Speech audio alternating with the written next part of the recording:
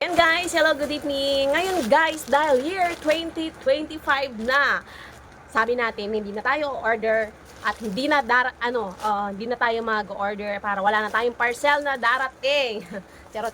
So dahil 2025 na, inumpisahan ko nang mag-order ulit. Char. So ngayon, dahil summer, January pa lang summer na, mas magiging maagang bumili. Tsaka kasi guys, may pupuntahan ako. So susuotin ko siya. Bumili ngayon ako ng pang outfit, charot. Yung panligo sa Shein. So yan, hindi pa siya nabubuksan. Actually, mga ilang araw na siya dito sa bahay, yan. So ngayon ko pa lang bubuksan kasi lalayas na ang inyong lingkod. Lalayas na naman. Lalaskwatcha na naman. So bumili ako ng panligo natin, panligo. Sa Shein isa. Actually, dalawa lang. So, sabi ko, hindi na ako order online kasi 2025 na. Kailangan ko na magtipid, char. So, ito pala guys, unahin natin ito. Ang price nito is, mura lang naman. Pero wala akong Ang price niyan is 446 pesos. Ito guys, para mahaba yung manggas kasi para hindi masunog yung balat natin. Diba? Kagagaling ko lang ng dagat last December, ngayon magdadagat ulit by January para hindi na ako magdadagat sa So, ito siya guys. Yan. Isusot ko mamaya, pakita ko sa inyo. So, yan. May partner siya ng, pambaba. Yan. Ang size ko kasi yung binili is medium na para hindi ako masyadong nasisikipan sa small. So, mag-partner na siya. It's worth 446. So, yan. Actually, isa lang naman talagang kailangan ko kasi isang araw lang naman na kami maliligo. Magdadagat pala. So, dahil dalawa, kasi may another dagat akong naka-schedule by mga April na siguro. So, etong pangalawa is 432 pesos. Medyo, yan. Medyo sexy tayo dito. 432. Tsaka nakaganyan siya. Diba? Medyo sexy-sexyhan ang dating. Para naman maganda. Kaso nga lang tumataba ako, kaya kailangan ko mag-diet.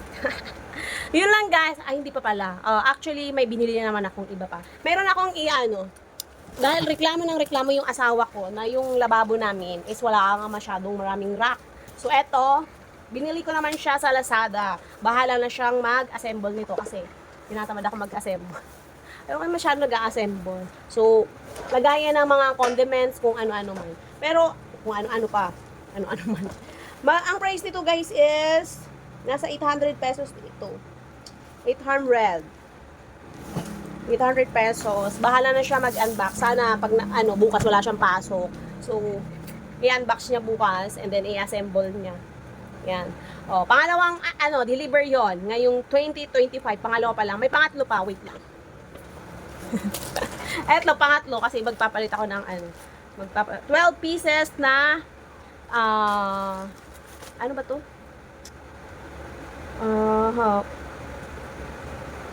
Assorted 6 pieces lang pala. Actually, magpapalit ako ng yung seamless na mga panty siya. Ang price nito is nasa 100, magkano ba to? 100 plus lang to guys, 123, mga ganun. 100. Kasi nga, January na, diba? Tapos magbe-beach ka. Yan. Mag-sample tayo. Seamless siya. Yan. Ay, bakit ganon? Parang ang liit. Medium na siya, pero medium size siya. Ang medium niya parang ang liit, parang small. Kakasya kaya to. Pagkakasyahin ko na lang, guys. So, yun lang, guys.